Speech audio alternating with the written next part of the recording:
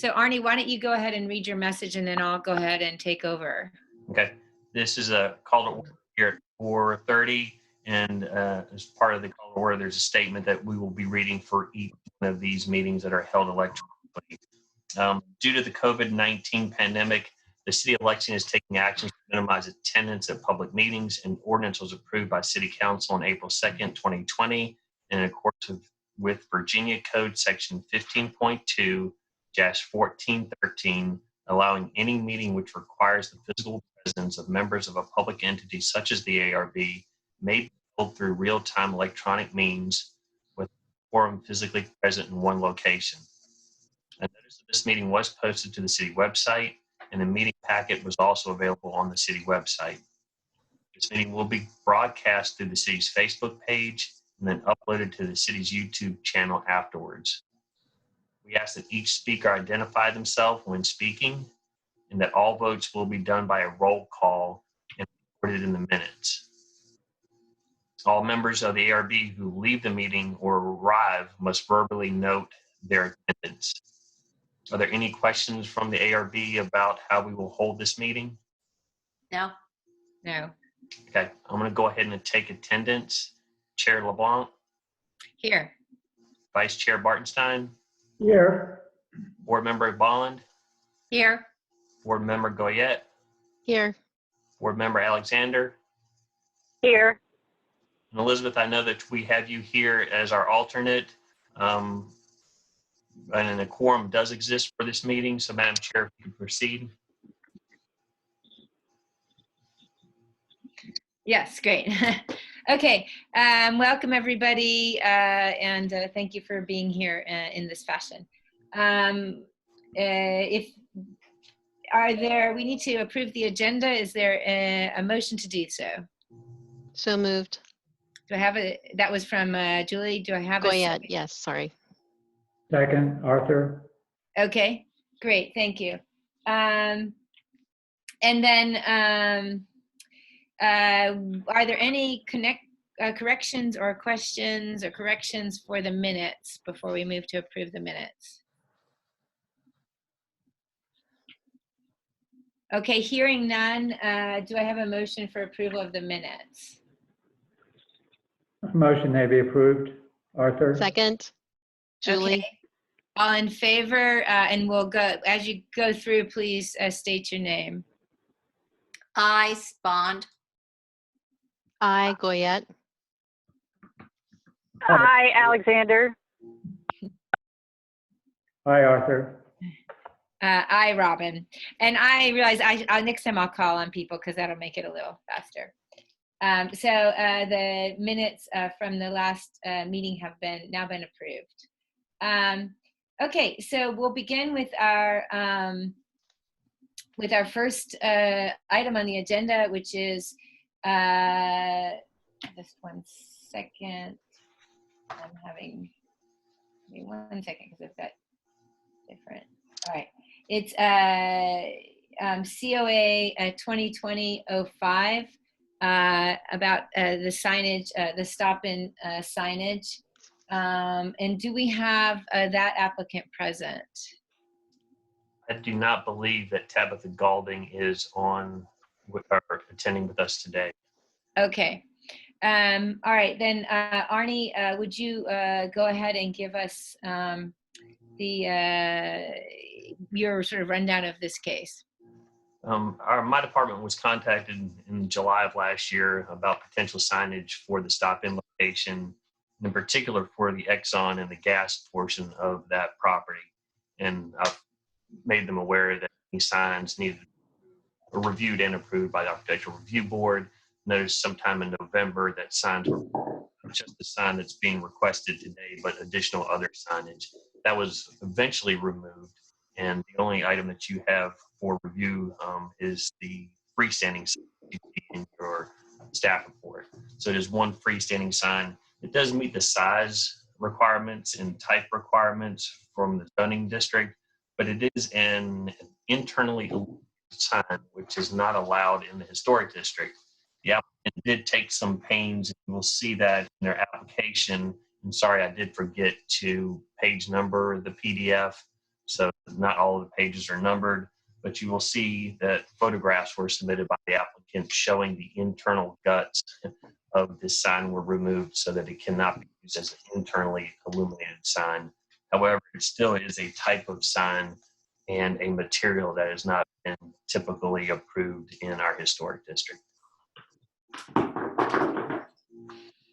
Okay. So is there any public comment on this? All right. Hearing no response from the public. ARB, discussion, questions, thoughts.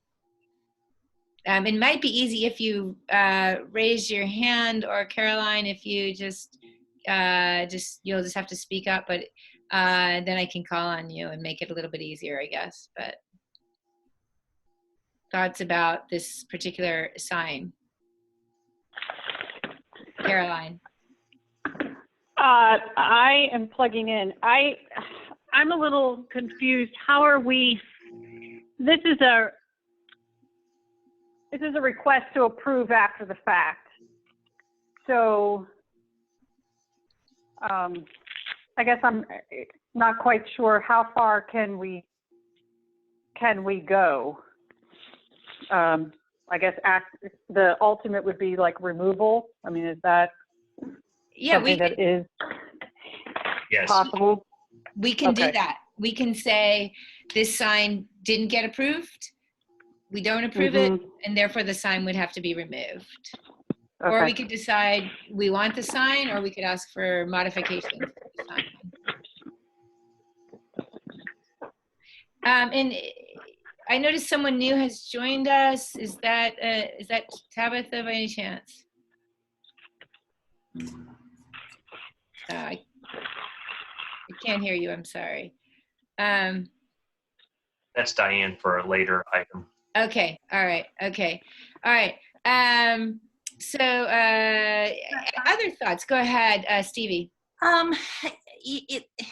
This is a tough one because it does seem to me to be inappropriate. However, I don't know if I have any suggestions on how to make it better. So I don't know if we have any teeth to deny it without a recommendation, perhaps, of what would be acceptable. So can you just explain a little more detail why it seems inappropriate to you? Well, it's a sign that seems to me should be used to be illuminated, and it's all plastic. I guess it's appropriate for a gas station, and I can take that into consideration. I think part of my problem is that they did it without asking us about it, but they may have not known that they had to. That's, I don't know the background on that. So it's kind of a vague, gosh, and I don't usually do this, where I'm feeling like it's not right, but I haven't had enough time to really, or I haven't put the time in to think about how to make it better.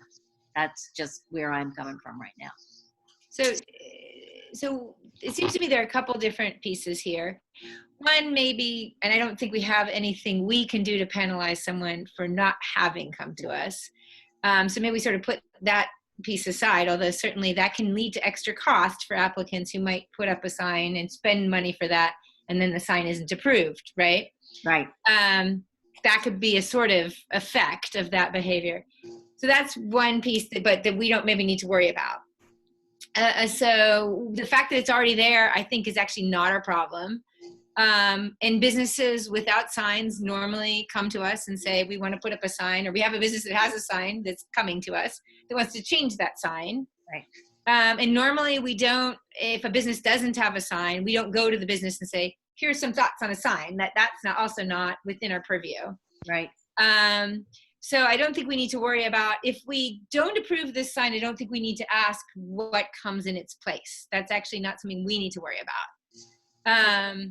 So I think if we kind of sort of dial back to the things that matter, is would an unlighted plastic sign designed for lighting, being lighted, be something we would approve? And I just want to throw in there that, I've been to places like Hilton Head's a good example, where there are strict light guidelines and people have gas stations and they just have wooden signs or things, right? So there are places in the world where people have gas stations in urban areas or suburban areas with light constraints. They have different types of signage. So it's not that there's no alternative to this sign either. Okay. So I think the question on the table for us, the only one we can decide is, do we think this kind of sign is in harmony with the sort of general aesthetic of the historic zone, and other types of signage and things like that. And we, and that's sort of where we are on that, I think. So that's what I'd really love to hear what people think about that. Okay, that clears it up for me. I'd like to hear what other people think. Go ahead, I have Arthur. a couple of thoughts on it. As gas stations go, it's a fairly discrete small sign. So in that sense, I think it's positive. The plastic material gives it a very high gloss kind of finish. If it were a wood sign, it would not be so sort of Plastic. artificially modern material looking, and so I'm sort of intrigued with the idea that we might be able to substitute a wood sign that might not have that kind of gloss plasticky look to it. Well, certainly the owner could choose, for example, if we decide that we don't like this sign, the owner could choose to come forward with an alternative that could be, for example, a wooden sign with the same colors and elements, but made out of a material that either is or is indistinguishable from something we would find in other places in the historic district. Certainly this does stand out as quite distinct from other kinds of things we have approved in the past. So this is Julie Goyette. I'm a little bit bothered by the sort of, did the owner know to come to us first, or was that something that they did not know? Because it feels like, yeah, it's an inappropriate sign. It definitely stands out.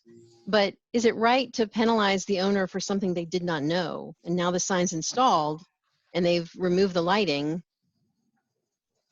So I actually think it's not, once again, we aren't penalizing anyone. We're not Well, okay, let me clarify then. To ask them to redo the sign, right. it's not, So, we're not formally penalizing them, no. but they could we are experience asking a de them, facto loss. This is true. they right? would have the cost of that, yes. Right. The problem with sort of approaching that is that we could end up in a situation where people would say, well, I did this, didn't consult you guys, but I did this and now I've spent the money. So you can't tell me not to do it. And that's really not a good position for a board to be in, because then I don't know how, then for the people who did come forward, who did ask for approval, who did go through the laborious process of getting it, who did respond to our yeses and nos in particular ways, they are disadvantaged vis-a-vis those who acted without following the procedures. But we still don't know if this owner knew to come to us first. This is That's Arnie. not clear.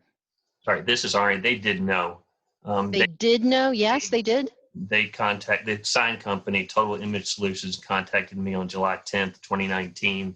And I was quite clear through the email that they needed to submit an application and have their sign package reviewed and approved by the Architectural Review Board.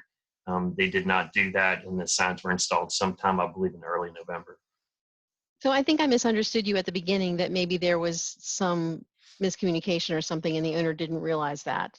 Sorry about that. I believe there was miscommunication perhaps between the sign company and who reaches the person who reaches out and finds out whether or not there are rules and regulations, and the person. Okay. She was, as she stated, was out on maternity leave, and then the signs were installed. So that's an internal issue with the sign company, but they were definitely informed about the rules and regulations for signs being installed in the historic district here in Lexington.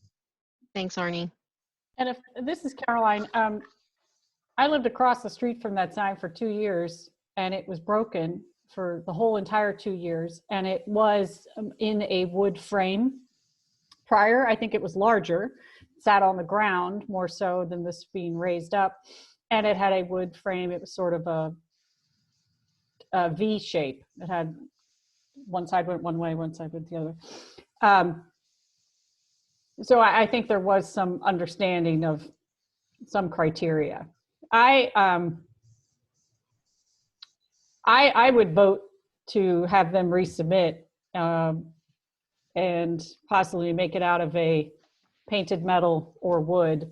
I also think the white bollards that hold it are probably the part of the most offensive part of it. I could probably get over the plastic if the rest of it had some intention to conform. Barney, could you put up the sign again on the screen? Existing. So Bonnie, that would be, yeah, okay, you got it. All right, great. Yeah. It used to sit closer to the ground. Yeah.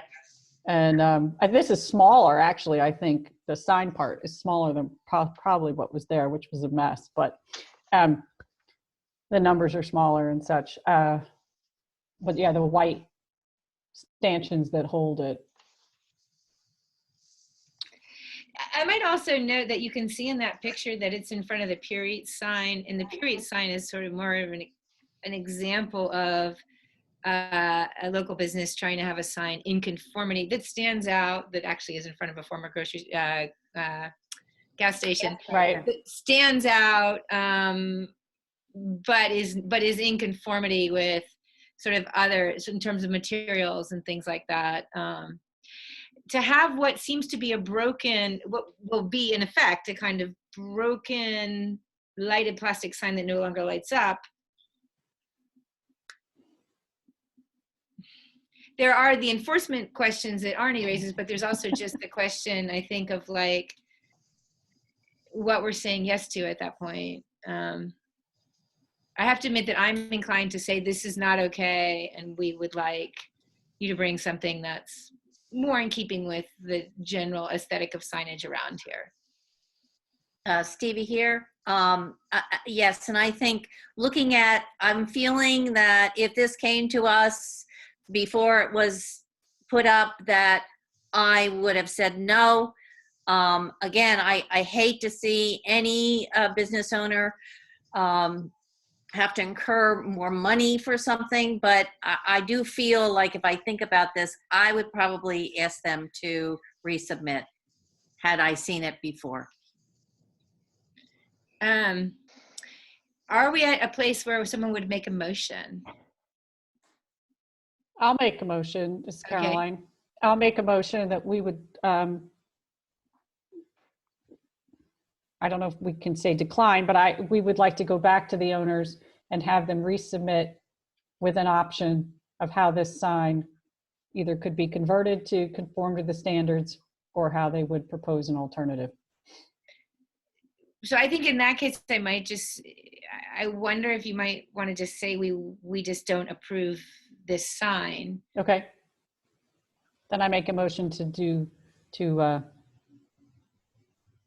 deny the sign. Yeah. Is there a second for that motion? Stevie, second. I second it. Okay. So Caroline has a motion to deny. Stevie is seconded. Is there any more discussion? Okay, then I'm going to ask you to vote. Stevie? Nay. Wait, a nay is you don't want to Wait. deny the sign. Wait. So an aye is Yeah. you Favor. deny the petition. Deny. Okay, just say deny. Yeah. Okay. Deny. Deny. Okay, and Julie Deny. and Arthur Deny. and Caroline. Deny. And I also vote deny. Okay, so let's move to our next item on the agenda. Bonnie, do you want to put us back up there if you don't mind?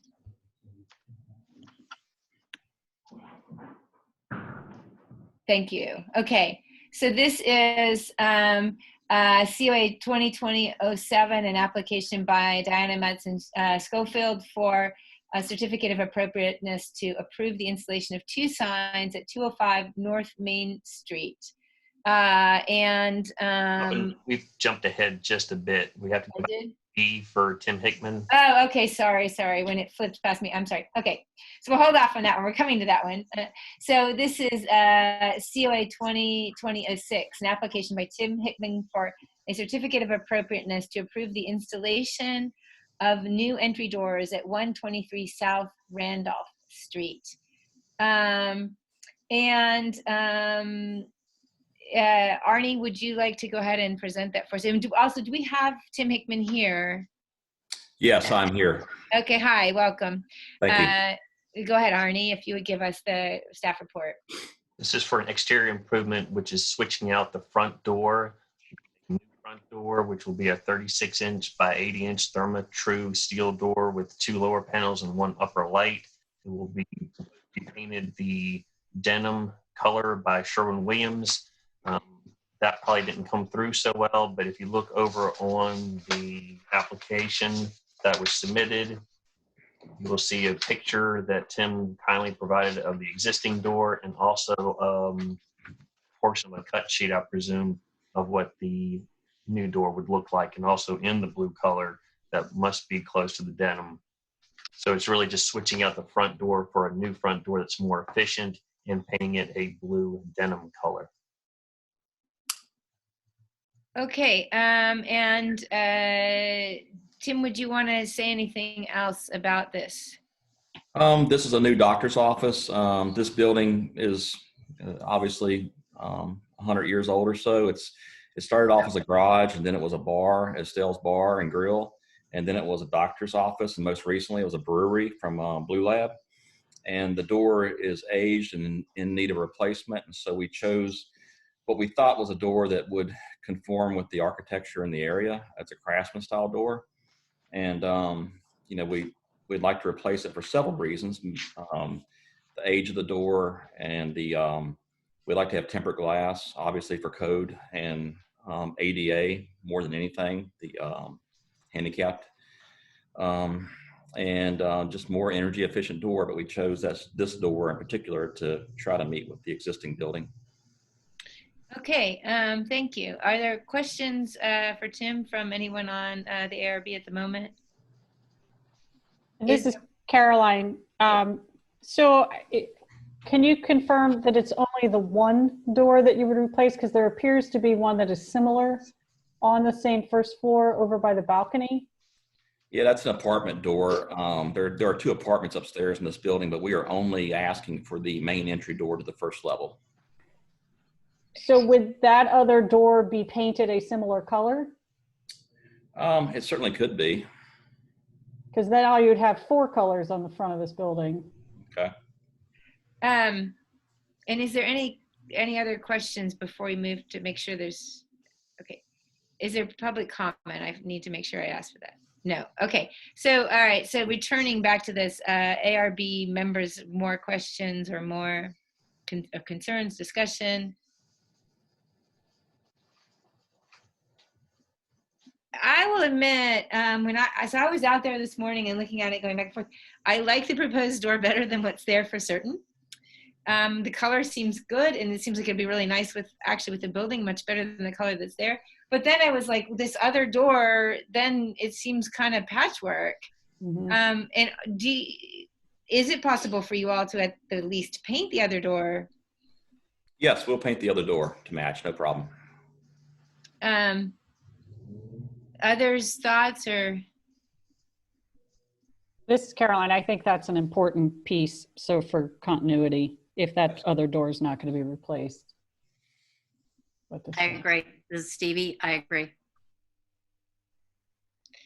Other members of the board have comments or questions? No, I think that's reasonable. Okay. Arthur, were you about to say something? I just have a comment about this particular section of the street. It's across the way is the old the stables and Iron Forge shop. And Randolph Street has always been sort of more of a service type street relative to the main commercial Main Street, licensed Main Street. And so I think that I absolutely agree that it would be nice to have the continuity of the two doors, and I think that blue would go very nicely, as Robin mentioned, with the siding color. So I'm for making them the same color, and I think that color should be quite appropriate for this section of Randolph. Okay, do we feel like we're at a place to make a motion? Does someone want to make a motion here?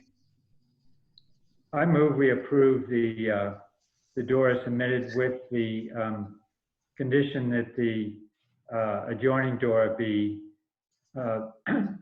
also painted a similar color, the same color. So Arthur's made a motion to approve the application to replace the door and paint the color proposed by the applicant, as long as the applicant also paints the other door on that side of the building the same color. Is there a second for that motion? This is Goyette. I'll second Arthur's motion. Okay, great.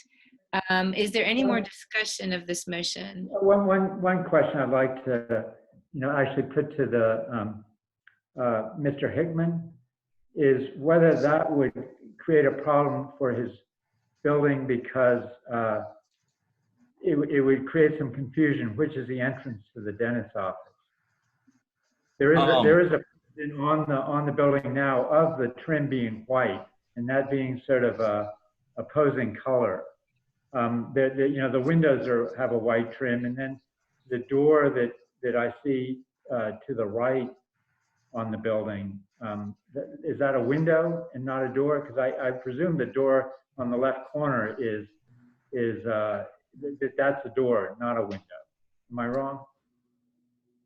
There are two windows and two entry doors in the front of the building on the first level. So yeah, the far left is a window. Then we have the entry door, and then a window, and then the apartment door. But the apartment door is far to the right, and that's kind of separated by the balcony then.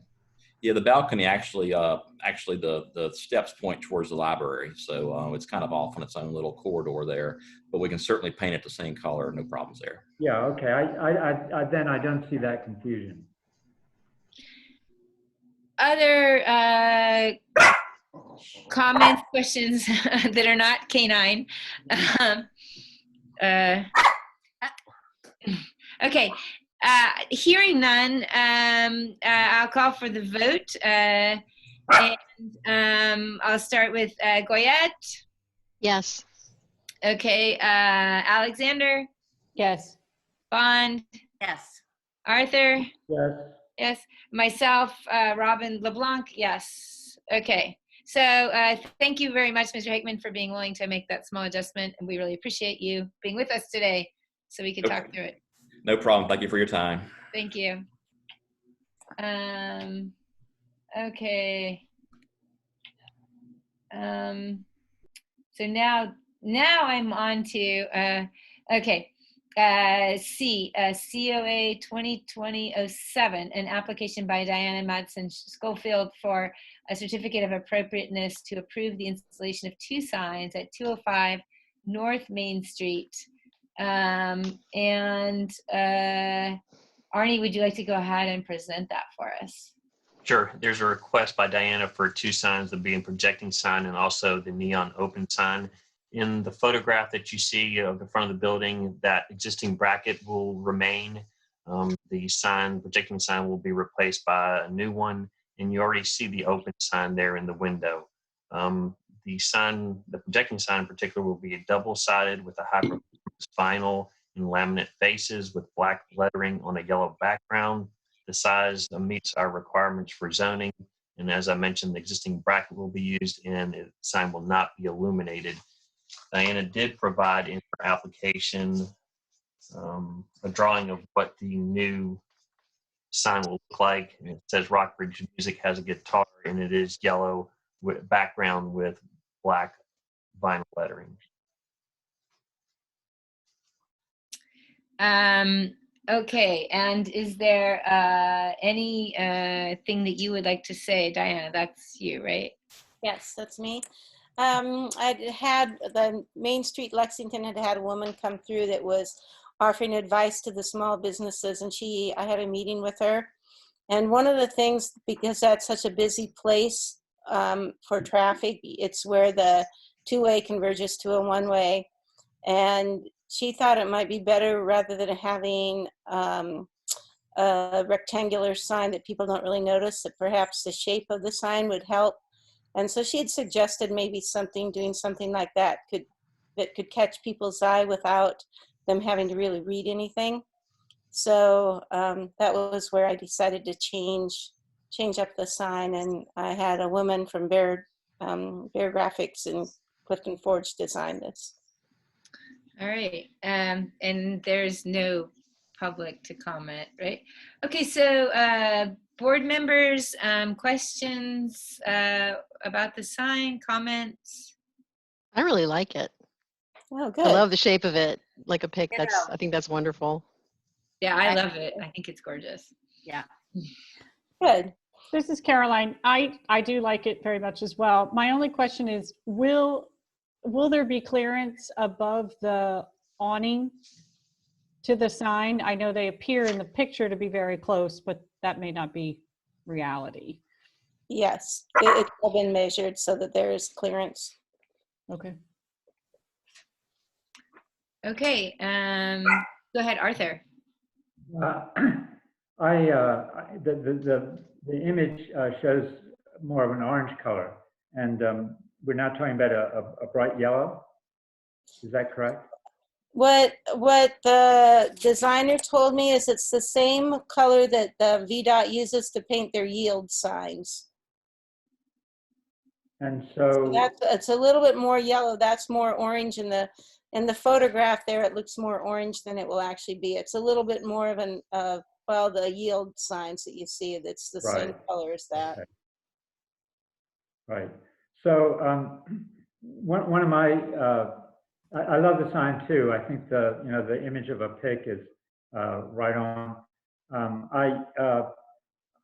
just a little bit concerned that in that intersection, where your main focus has to be the maneuvering traffic, whether a yellow color that you associate with the traffic sign and something that's so sort of strong of a color would give a kind of a busy impression and be sort of distracting, and whether you might go along with a color that isn't quite as vibrant, perhaps a cream color rather than the strong yellow. Now, I suspect you're saying a strong yellow because it makes your sign more noticeable and visible, which is what you're after. Yeah, and one of the reasons we went with the shape was because you don't really have to glance at it. You know, it's something people recognize quite easily, and actually people are already they don't really pay attention to that much up above there. I figured that people that would be looking at this sign would be looking at it from quite a distance back. Well, it sits 8 feet above a road sign, so it's not like it's going to be confused as being a road sign. That's my husband. Okay. Yeah. And the color that is depicted in this thing I'm looking at is it's really a subdued yellow. It's not this. Yeah, this so I didn't get like the bright canary yellow. It was actually also the color that Marjorie suggested. She said that because it's easy to miss everything else on there, but I've been there for 36 years and there's never been one single wreck in front of my building. So I don't, I know that right after I bought the building, I got a parking spot in front there when they were digging up the road in front of there. And that was one of their concerns, that, you know, people pulling in and out could cause trouble because of the same thing you're saying. But in 35 years, it has never caused a single problem. also the actual legal speed limit is very low there. Right. And people do, you know, they're not really looking at my sign because that's where there's the concrete divider to the left of them. So people are pretty much, you know, looking straight ahead at that point. By the time they're getting that close to my building, I feel the people that see the sign are really looking at it from a much further distance back. Okay. Are there other questions or concerns or suggestions? Are we also approving an open sign with this one? Yes. Yes. Non-sign? Yeah, Yeah. so should we move on to that? Yes, I'd like to do both of them, I think, Okay. together, perhaps. Okay. Seems appropriate. I can't remember whether or not is there an open sign there? Is there one? There's one, so if you go back one more picture, I think it was before this. I couldn't figure why they had the picture, the very first one, and then I realized that there's a little, like, there was a lot of reflection. It looks like when the picture was taken when there was cones in front of my store during all of that construction. Oh, yeah. It's up in there, yep. Yeah, Okay. and so you can just see it it's up there, you know, on the left-hand window up in the right-hand corner. Yeah. Thank you. Are there questions about that sign? Is everyone content to have a motion that takes both signs at the same time? Yes. Does somebody want to make that motion? I move that we approve COA 2020-07 as presented. This is Goyette. Is there a second for that? This is Bond. I will second it. Okay. And now I'll ask, is there any last discussion about this motion? Okay. And so let me poll everybody as you're appearing on my screens here. Bartenstein. Yes or no? Yes. Okay. Bond. Yes. Goyette. Yes. Alexander. Yes. And I'm LeBlanc, and I vote yes. Thank you very much. Thank you. We look forward to it. Looks like a nice sign. Bye-bye. Bye. Okay. Let's see here. Bonnie, can you put us? Oh, you have put us there already, right? Okay. I have so many different pieces I'm looking at. Sorry, guys. All right. This is COA 2020-08, an application by John Adamson. John, you're here? Okay. Hey, how are you? And for a certificate of appropriateness to approve the conversion of a window opening into a doorway at 9 Courthouse Square. And Arnie, we'll pass this off to you for your staff report. The request is to convert the window that's all the way on the right-hand side, and Bonnie will get to it in just a second, but there is a window all the way on the right-hand side of 9 Courthouse Square, and that window is being proposed to be changed into a doorway. You can even see in the photograph there are seams of the brickwork, so it's quite possible that was an original doorway. John will get into the details, but this is the first perhaps with this particular property. And by that, I mean whether or not a doorway can be placed and where that window is all the way on the right-hand side of that building that you see. That drives sort of how the rest of the project will go as far as layout and travel through the building. So it's likely that we'll come back and have another application for this. But today, the request is to have that particular window changed into a doorway. And the application does include a number of photographs, a 6-panel door that's being proposed, and a transom above it. Okay, and John, did you want to make a statement about this project? Sure. This is interesting, first of all, so thank you all for your time, and this is my first Zoom experience, so thank you for that as well. Welcome. So this building is Paul Penix's old office. Interesting. Passed away. I'm sorry? He just passed away. I know. I just read that at the beginning of March. Interesting side note. He used the restrooms in the courthouse until circa 2008 when the courthouse was sold. There was not a restroom in this building, which I thought was fairly interesting. So the subject that we're discussing today not only incorporates the sort of 1/3 scenario on the right-hand side above the brick scene, but the acquisition is the next 2 windows over. So the actual building/property line is the right side of that arched opening, and the window above it that's in a stairwell. And this has been purchased by the Georges, and their goal and hope is to have 3 more rooms in this building. Specifically, there are 2 doors already that enter rooms, and the hope is to access the 2nd floor where this window on the right is by creating a door. Her entrances are controlled by her, and she doesn't share that arch top stairway entrance access one of the rooms. I don't know if I'm making that clear, but I hope I am. So if I understand what you're saying, that the entrance to that 2nd story in the part on the right is you get there by going up the staircase in the archway, and then you That's walk across correct. the top of the building, that 2nd floor of the building, That's correct. arriving at that end part of the building. And as we've done a little bit of research inside the building, exploratory, there used to be a stairwell on this far right-hand side. So it was an existing stairwell, and if you look at the photo closely, you'll see where there's been an infill below the window. Historically, it was a door. I don't know when it was turned into a window, but the elevation in and of itself is just a little bit odd and eclectic as it is. Okay, and then do you want to talk about this style of door you've chosen?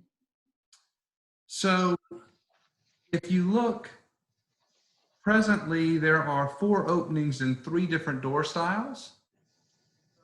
I'm not overly set in what we pick, but if you look at Steve Grice building on the far left, which I'm not sure if that's captured in one of these pictures or not, there is one being a light over 2 horizontally oriented panels. Moving to the right, Arvid Christensen has a 1/2 vertically oriented panels. The same for the next building to the right of that arch opening.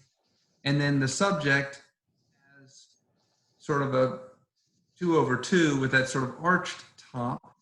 I'd likely leave it because it appears original. And so I was proposing just, I want to make sure I'm clear on what I was proposing. What I was proposing was it just a 6-panel door? We could do a single. We've lost your voice. So let's wait just a moment and see if Freezing on. Am I back? You are back, and we lost you at describing the 6-panel door. So what's been proposed is a 6-panel door. Not set on that. If we need to go with a 1/2 vertically oriented panel door, I just don't feel there should be any glass in the door itself because it's at the bottom of a set of steps. I think the real fundamental question, and as Arnie indicated, I'll come back to you for some other reasons. The real question is, are you open to that becoming a door? And that's what I'd like to sort of get feedback on, so we know how we need to lay out the interior. And you're saying, are we open it to becoming a door with no glass in it also? Correct. Okay. And there's no public comment? All right. So I throw this open to the panel for questions. And I have a question. This is Stevie Bond. Asking us, I understand that this is a design problem for you. You need to know if we will let you have a door here before you do some of the other changes. It's kind of hard for me to make that decision when I don't know Are you going to change the door that's already there? Are you going to change the other doors? Are the windows going to be, 6/6s? This one's a 4/4 here that you're going to change as a door. There's a lot of questions without knowing the entire design, but I understand what you're saying. The design depends on whether you can have a door here. Is that correct? That's correct. And to try and answer some of your questions directly, windows that are in place besides the one we're discussing are going to remain in place. So if it's a 6/6, it's a 6/6. Okay, I gotcha. would envision in this door location there to be a 2-light transom over whatever door is there. Yeah, I saw that. And the only reason I say 2-light over 3-light is just the fact that the width of the opening really begs for a 2-light as opposed to a 3-light. Okay. The reason I feel like we need to come back to you is there's likely some other things, a modest handicap ramp for a handicap room and how we would tie that in. But Okay. too many pieces at one time, worried about it sort of not being fair to you on our first Zoom meeting to put so many different pieces of this in front of you. It allows us to move forward. Big picture is if this window opening is allowed to become a door, and I'm wide open to suggestions on what you might suggest as a body as to what that looks like, whether it's 3-panel, 2-panel, panel, there's no strong feeling on our side as to what that is. Okay. So the question before us then is, what do we think about a solid wooden door in the space where there is currently a window? That is a 4/4. It might have been a door in the past. Okay, guys, what do we think about that? Is the expectation that the existing door into this same building remains? If I hear you right, or you're saying that all these things are in play and that could become a window, say, or No, sir. the elevation might change. When we are finished, the ideal scenario for us would be that there are 3 different doors to the right side of the arched opening. So where there's a door that's the 1/2, that's sort of the tan color to the right side of the arch, that will remain a door. Right. What's sort of the arch top 2/2 will remain a door. And then we would just be changing that one window to a door. So the door that's there remains. So you'll have 2 doors side by side. That is correct. Yes, sir. Well, that one of my sort of questions here is whether I agree with you that this elevation in general has sort of kind of evolved in sort of a haphazard way, and it's side by side with Thomas U. Walter's perfectly symmetrical and proportioned jail building. And then I checked Pam's book, and actually Thomas U. Walter is said to be the architect for this Lawyer's Row piece. I did not know that. That's an interesting fact. And I'm just concerned that when you have those 2 doors side by side and then the sort of the catty corner windows, that it could really sort of start to unravel to a point where it's almost kind of silly looking, and whether that's something we want to have side by side with Thomas U. Walter's very refined architecture. And so I'm sort of with Stevie. I would like to sort of get a better idea of what the final composition would be. I wonder, for example, if the door were, instead of right on the corner of the building, if it were where the window is to the left, but I suspect that doesn't work with your floor plan in terms of, you know, having a stair that would go right up to that second level. So I think that's probably not feasible. I have to go ahead. Sorry. Go ahead, John. I guess I would respond to that, and I'm not sure that I totally understood or heard the first portion of that, but just to make sure that it's been heard by the entire board, the historic condition of the opening was a door. So when you look at the window, the sill detail, the vertical joints below it, as to when the infill occurred, but again, the historic original design was that of a door.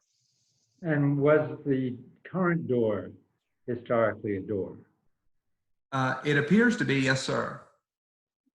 Interesting. Anything on the inside that would indicate anything different?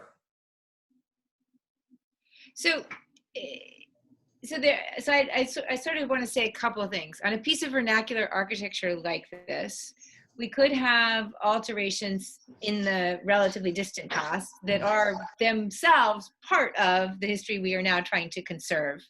So the fact that it was added like later than the original building doesn't necessarily mean it's not something we want to conserve. We may well want to conserve something added to the vernacular architecture at some point in its past. That in and of itself might be a part of our public historic fabric.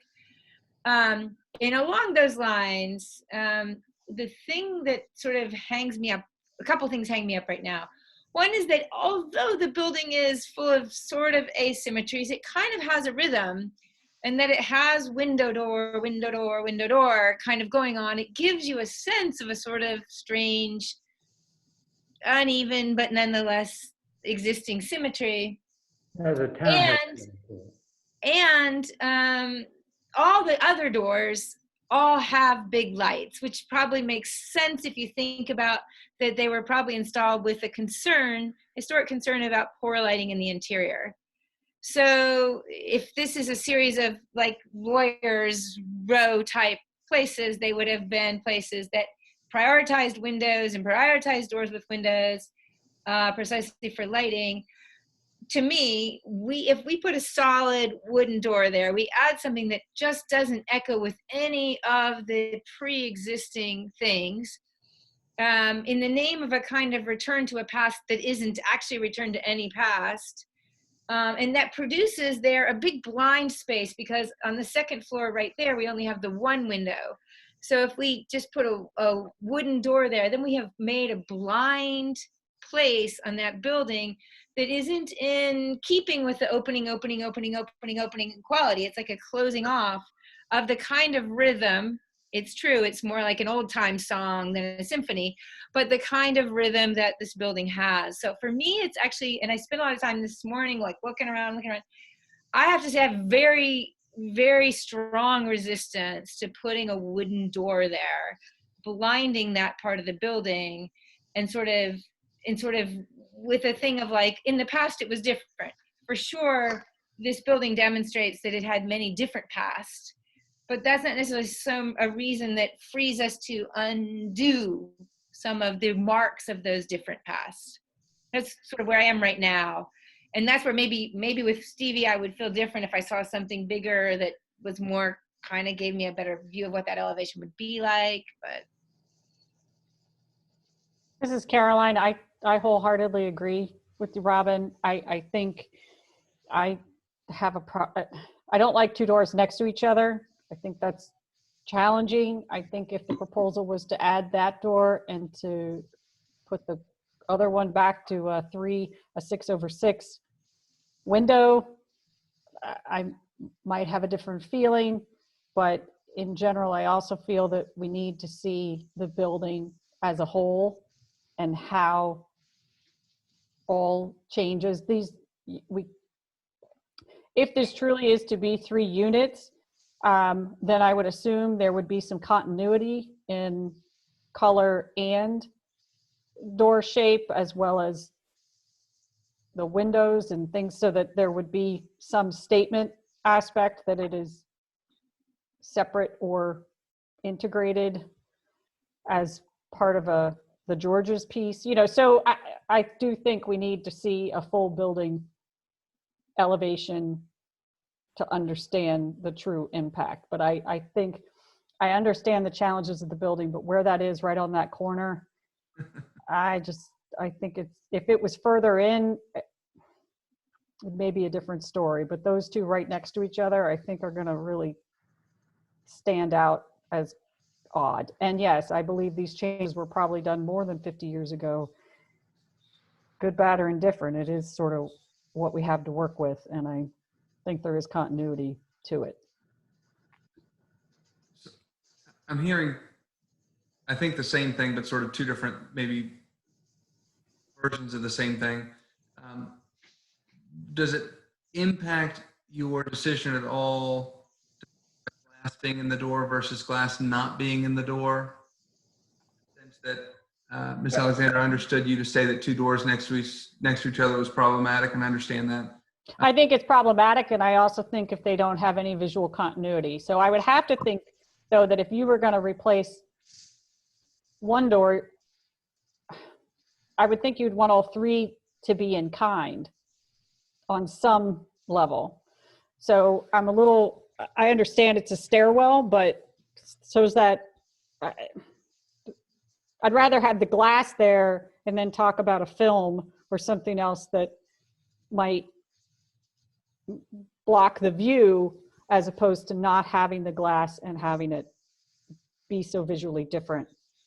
I mean, I was going to say that I think, and I'll recognize you too, Arthur. I think fenestration is so crucial to the historic identity of a building. When we get rid of a window and we replace it with a blind door, that is always extremely a decision to be super thought about. So for example, if you were to come back with a door that looked almost like that window, you kind of tricked me a little bit, that would be very interesting to me. Then I would say, oh, maybe here's an interesting way to solve an entrance problem without destroying historic fenestration. And once again, even if the fenestration wasn't always there, it's sort of like if somebody came and said, can we take down the Southern Inn sign? Well, that Southern Inn sign is now a part of our historic landscape from, like, I think the 1930s, if I remember correctly. So it's not something we just like, and so that's kind of where I am. But Arthur, you were going to say something, but go ahead. I really, in complete concurrence, I think you make an excellent point, Robin, in the suggestion that might be a door if it has a bit of an illusion of being a window, and if it maintained the fenestration to get the pattern that you're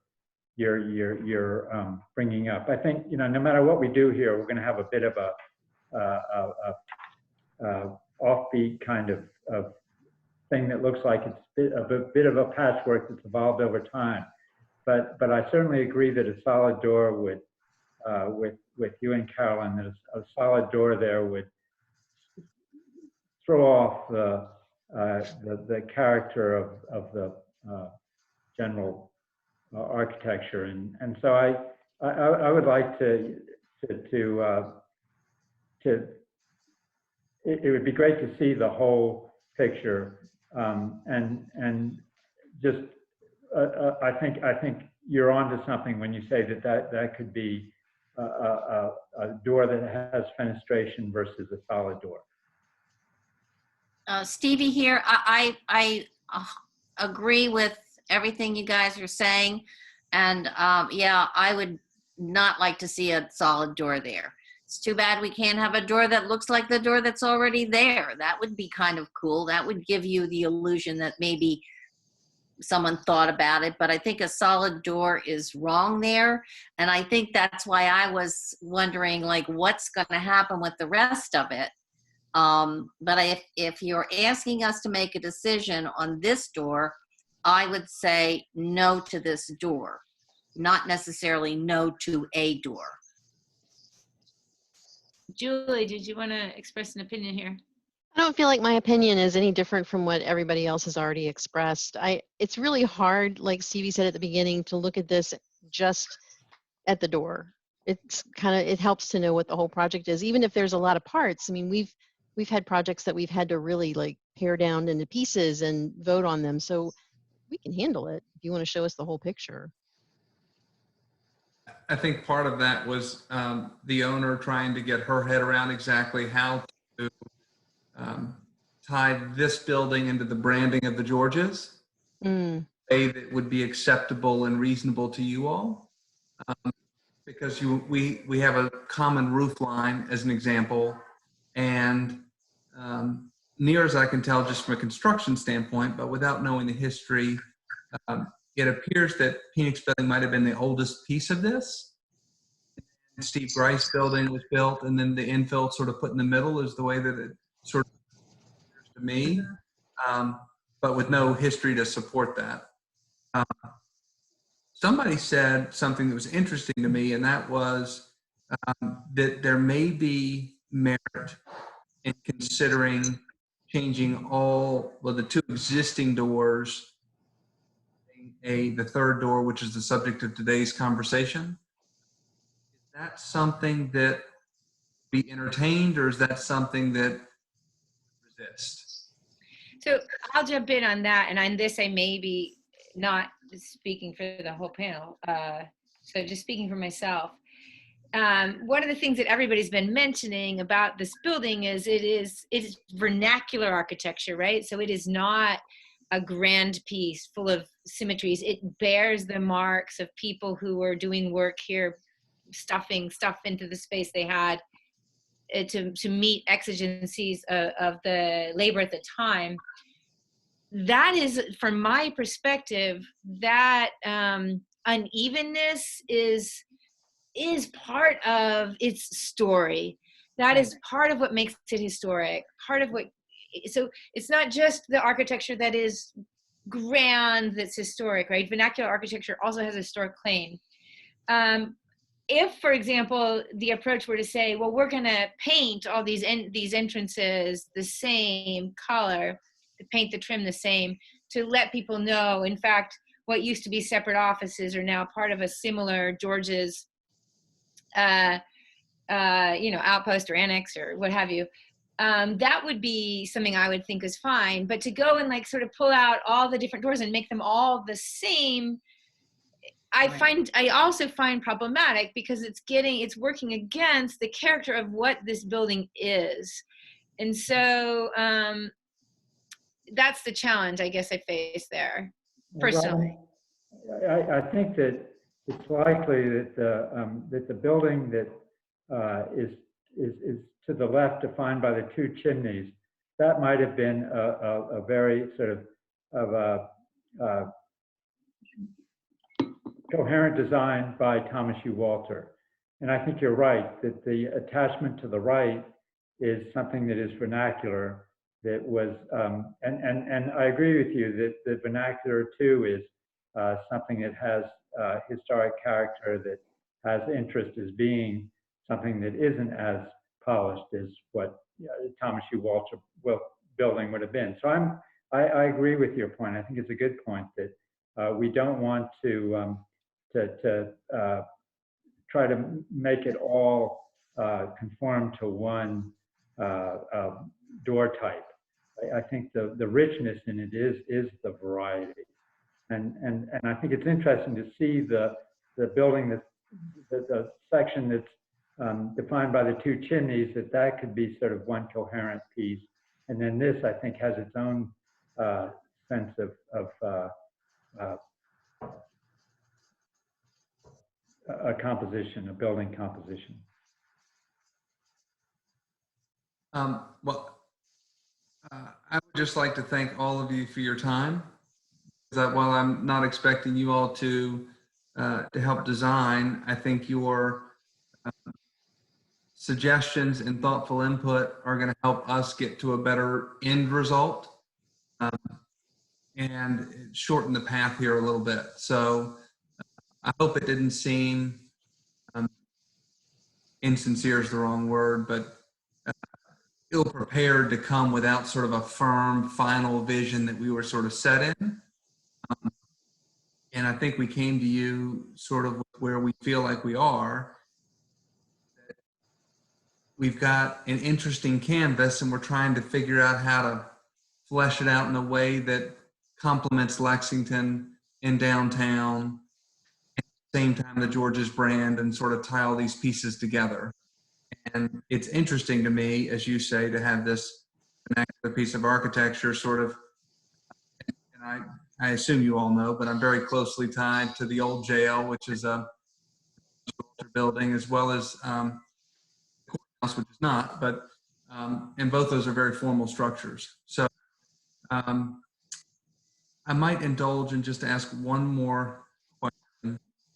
And this reads sort of architecturally in 3 separate blocks: Steve Grice building, Arvid Christensen, and the George, well, we'll just say, I don't know, the Gotwell building, whatever, Annie LLC building. And then this very last portion from this vertical seam, or the chimney to the right.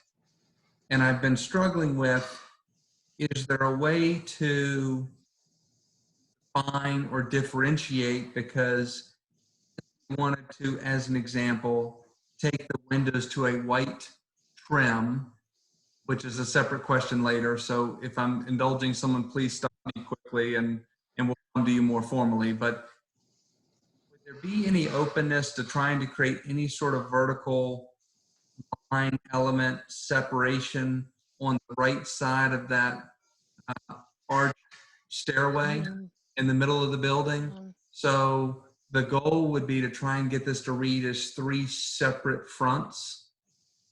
With a common roof line, it gets interesting, but there's already a vertical line, and I'm working on trying to get the power meter. Whoever decided that was a good location for that, that there was a much better choice, is probably the most PC way I can say that. So working on those things to clean up that aspect of it. Would you be, you know, there's a lot of patchwork and there's a lot of finesse that this picture sort of indicates. I know your general feeling about painting brick, whitewashing brick, those sorts of things, but would it be just a complete non-starter to think about some strategy for creating 3 separate here in this building? I think that was the point. This is Caroline. That was the point I was sort of getting at, is how does the Georges intend to brand this and or connect it to their other properties? So I think that's an important element that needs to be brought back. I'll just tell you, I would vote no on painting. But, and I have to say, this is why, this is Stevie, this is why I asked the question in the beginning, because I had a feeling that maybe you wanted to do something like that. And again, I would say no as well to painting the building. So I think all these different things, I think we need an overview. But the question in front of us right now is, can they change this window to a door? And the second thing, is the door acceptable that they're asking us to do? Can you go forward if we make a decision on whether this can be a window or a door?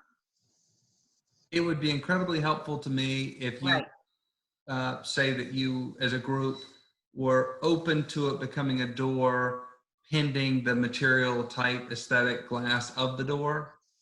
In fact, that would at least give us some confidence on how we, if that's too open-ended for you, then I understand that. But if there was a general consensus that a door opening properly done was acceptable, that would be incredibly helpful information. Okay. So for me, I have to admit that if the door opening mimicked the window such that it didn't sort of ruin that front look, maybe I could look at it. But I am really, and I understand that you want to have a brand, but also I'd suggest that part of the sort of brand of the Georges in the minds of people around here has been the way in which it has been a company that has sustained historic architecture in Lexington. So for me, it would have to be really, to change that, I would have to feel like that fenestration is still there somehow. And I wouldn't support I would be with, with Stevie on this, with Caroline, just basically following the Secretary's standards, let's not paint the brick. I realize that there's this unevenness to the building. I'm resistant to it. It strikes me as one of the things that can be sometimes so very damaging to historic communities is the desire to sort of neaten them up and give them kind of like a smooth aesthetic quality. This building is really a challenge if you want that. It doesn't sort of offer that unless you want to paint the trim. I think probably a lot of us would be open to different trim colors and things like that would help to distinguish, or maybe other kinds of elements. But to sort of smooth away what is the historic reality of this building for branding seems to me that's kind of why these committees are here, so that doesn't happen. Even though I am really I am super sympathetic and to the desire to make something that can be known as part of the George's brand, and I have lots of warm and fuzzy feelings generally about the presence of the George's brand in Lexington. But I am quite resistant to sort of like taking apart this building and restructuring it in a way to sort of smooth out its cranky old character, which is kind of what it is. I'm agreed. Agreed. Agreed. These are the moments that I think that has to be determined. Is this the right property? So I just want to leave it at that. It may very well be, and it could be, but I would it may think, not.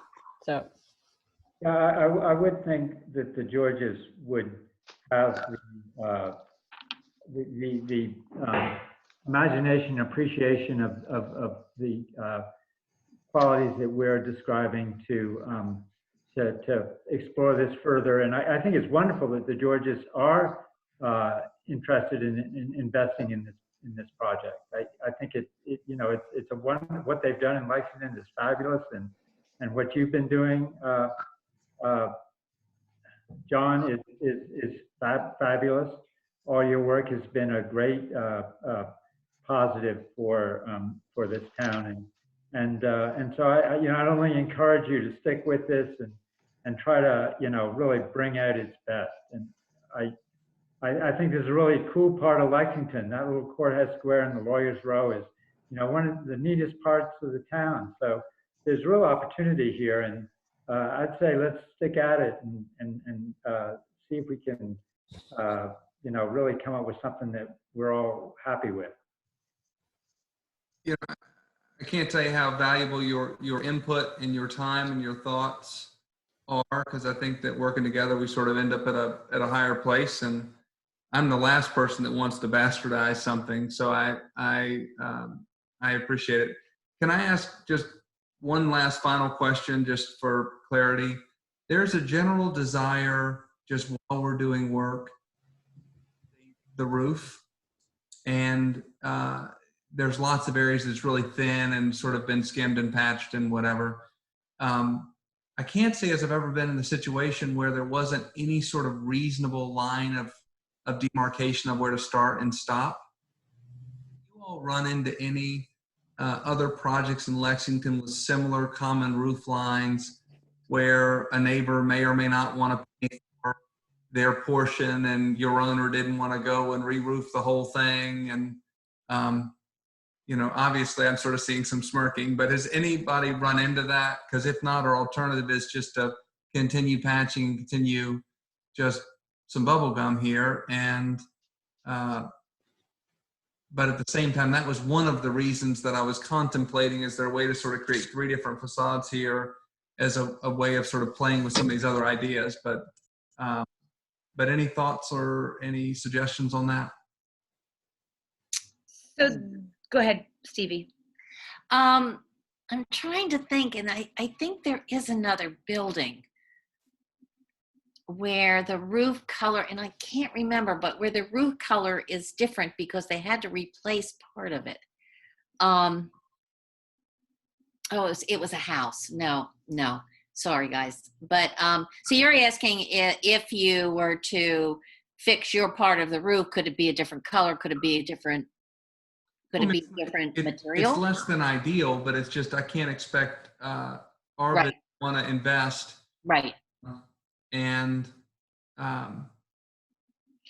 So this building, like, so I also do research and work on urban space in Italy. And what you're facing here is something unusual for the United States, but really typical in Italy, right? Which is the shared roof line. And engenders all kinds of fights, including a fight in a building I lived in 2013. And that's sort of also the reality of this building, that, like, I suppose, I mean, and I guess if you wanted to do something like that, you'd have to bring it to us and say, here's what we would try to do for a compromise solution where we would fix this part and leave this other part unfixed. And that's just the challenge of this building, is that it's sort of a different time. But I think I would have to see, like, what you would be doing and how you would be trying to make that work. It's not impossible for me to imagine, since it's a tin roof with lines, that at some place the shade changes a little bit, or that you paint it a color that makes it sort of blend, even though you've redone your part and the other part. So I don't think it's totally impossible to do that, but these are sort of the challenges of this building, and I would really want to see that, because I agree with Arthur, this is a cool part of Lexington. This is really distinct, and we don't want to lose it. well, Arnie, this is sort of a process question for you. Is it possible to continue this and let me just amend the application and come a little more comprehensively? And if I can be ready for the next meeting, great. If not, we'll kick it. But is that possible? It is possible. ARB has to make a decision within 60 days. So they have at least 2 more meetings. I'd have to check my calendar. So if you're not ready for the next one, certainly the one after that. But at that point, they would have to make a decision so that they don't go beyond that 60 days. Is that a fair request on my part? Yes. Yeah, you have the right to come back with something else, for sure. Sure. All right. Well, on behalf of the Georges and myself, I want to thank you all for your time and again, your suggestions. And can't say is that I'm loving this new world, but we're all going to have to get used to it, I guess. Yeah. Well, thank you for meeting with us. Thank you for your time. Yeah, and thank you for your patience. Yeah, this kind of conversation and communication is great for our city. So absolutely. Arnie, well, thank you very much, and I will sign off. Is there a motion to defer? Yeah. It is ready to come back either the next meeting or the meeting after. Yeah, I so motion that we defer. Is there a second? I second it. Bond. Any questions? Okay, the motion, LeBlanc votes yes. Bond? Yes. Bartenstein? Yes. Goyette? Yes. Alexander? Yes. Okay, the motion passes. Thank you all. All right, thanks. Sure. Thanks. Bye.